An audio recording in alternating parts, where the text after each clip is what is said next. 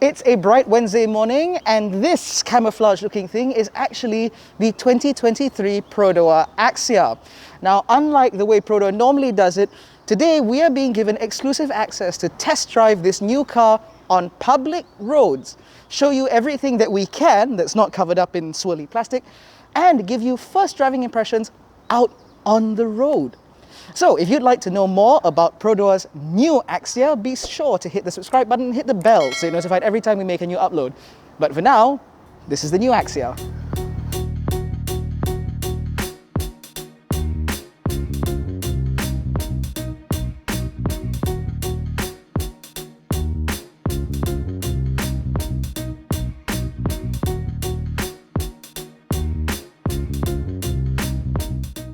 Now, we can't actually talk much about the exterior design because the car is still quite covered up. However, on this AV model, we can confirm that there are LED positioning lights, LED daytime running lights, and there appears to be LED headlights and LED indicators up front. At the back, there again appear to be LED tail lights, although again, a lot of it is still covered up, so there's really not much that we can reveal. What is obvious to the naked eye, however, is that the new Axia is very clearly longer, wider, and lower than the vehicle that it replaces. And as a result, in terms of interior space, this new Axia certainly feels larger than the car that it replaces. Now, the one benefit is, while the outside of this car is very camouflaged, in here, it's all open. So what's very obvious is that the interior design of this car certainly looks a lot more complex and sophisticated versus the car that it replaces, and as a result it feels like a more upmarket experience.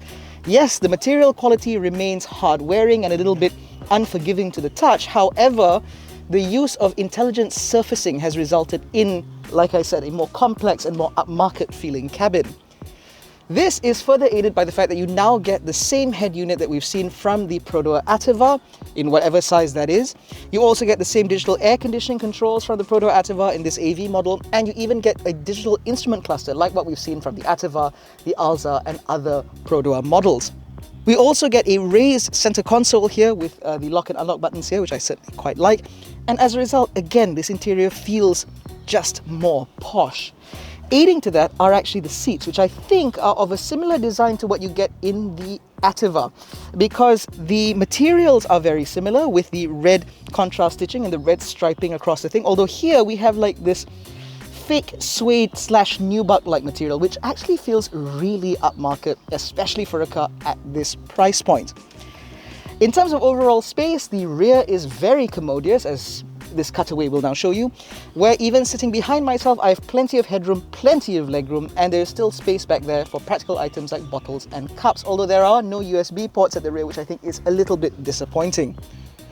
Now, in terms of the oily bits, what I'm made to understand is it uses broadly the same powertrain as the outgoing Axia, so you've still got the 1 litre 1 KRVE engine up front, but it's now mated to a DCVT gearbox here in the middle. So what does that mean when it comes to how it drives? Well, let's find out.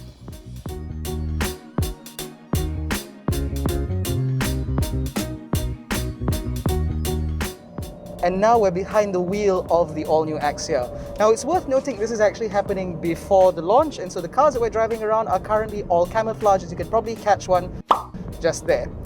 Now, we're on a very specific test route that Perodua has selected, and we can only do a maximum of about 90 kilometers an hour, and this is to give us an understanding of just how refined the upgraded performance in this car, as well as how the safety systems work in the real world.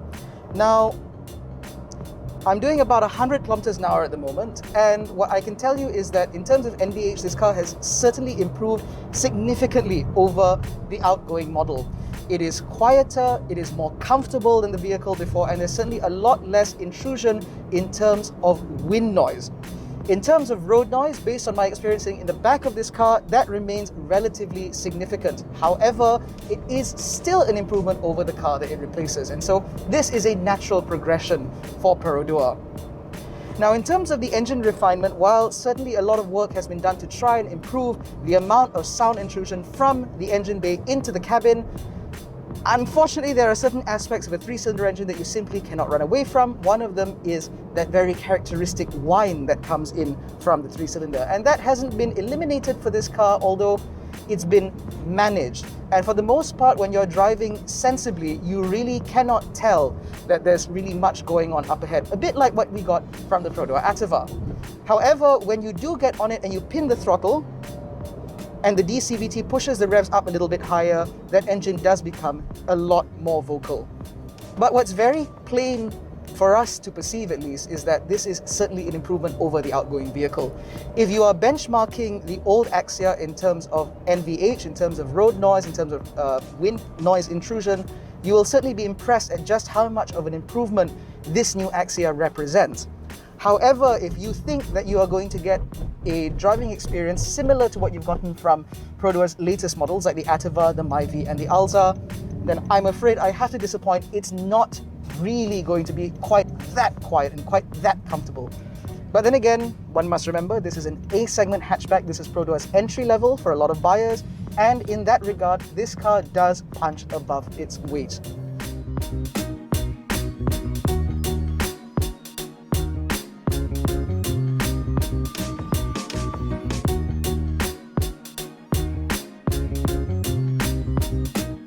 So that is everything that we can share with you right now about the new Perodua Axia.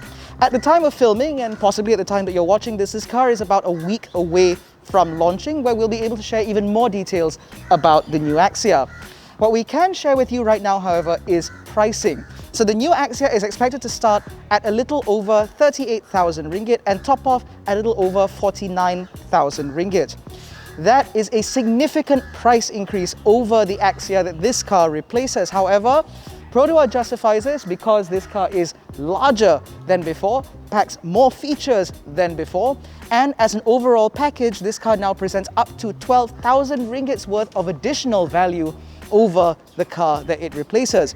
And so the 5,000 to 7,000 ringgit price change spec per spec really isn't that significant when taken everything into consideration. Now, let us know what you think about the Axia preliminarily. Do you think that this is something that you'd look at? Are there certain areas that you'd like Perodua to look at? Are you disappointed, perhaps, with the way this car looks or the way this car is packaged? Let us know in the comment section below. In any case, that's been our coverage of the new Perodua Axia. Thank you so much for watching. We'll catch you in the next one. Take care and stay safe.